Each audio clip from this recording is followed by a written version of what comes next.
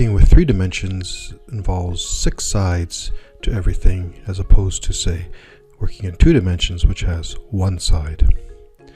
In 6 dimensions, you've got the top, the bottom, the left and right, and front and back sides of every object. So it's important to be able to navigate your way around in 3D.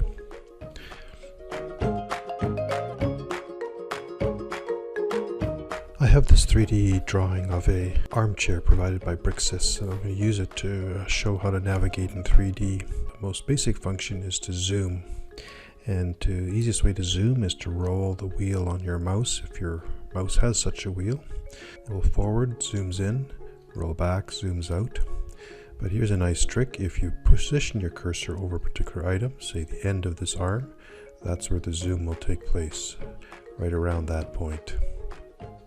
If you want to reverse the direction of the zoom so that when you roll back it zooms in, you can do that through the settings dialog box or through the zoom wheel system variable. So here it is, mouse wheel zoom direction. Click on the options, and here you reverse the direction. Now that you're zoomed in, to see more of the drawing, you use panning, and to move the view of the drawing through panning, you hold down the mouse button and then drag it around, and as you do, forwards, backwards, side to side, you see more of the drawing. At any time you can let go of the pan button, rotate the mouse wheel to change the zoom factor, and continue panning. To easily change the 3D viewpoint, it's called orbiting. So you hold down the shift key while you hold down the roller wheel button or the middle button on a mouse, and then move the mouse around, and as you do, you see the other sides of the 3D model.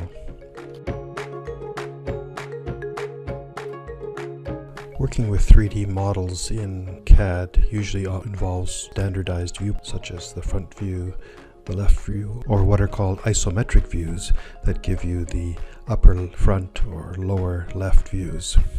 The best way to access them is through the LookFrom widget, which is normally in the upper right corner of the drawing area. If it's not there, enter the LookFrom command and then choose on, and there it is. Normally it doesn't show much information, but as you pass the cursor over it, you see that these different arrowheads give you a different view, and that the chair gives you a preview of what it'll look like. So here's the side view, here is the top back right view, and then to see underneath the model, hold down the control key and then select a viewpoint. Now if you want to see the drawing in several different viewpoints at the same time, you use the viewports command. So I'm going to type in viewports, and it then asks me how many I want, and I'm going to create 4, so I'll enter a 4. Press enter, and there we have it. We can go into a viewport by clicking it, and you see the heavy dark border, and then you can change the viewpoint, such as to the front view. Click this one, and we'll do a side view, and click in this one, and we'll do the back view. So now you can work inside of each of these. So for example, draw a line, enter the line command from this corner over to click in here down to that corner, and keep on drawing that way. If you want to go back to a single viewport for the model, and re-enter the viewports command, and then type SI for single view.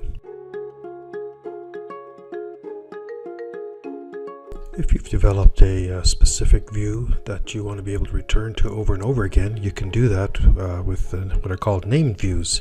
And to do that, you enter in the view command, pops the drawing explorer, and then you click here new for a new one, and then you get a preview of the view you're going to be saving on the command line. You enter in S for save, and there it is there. So we'll call this one wheel. That's all that's to it. So now when you click on the different view names, the original view or the wheel view, you quickly jump between them. You can create as many named views as you need.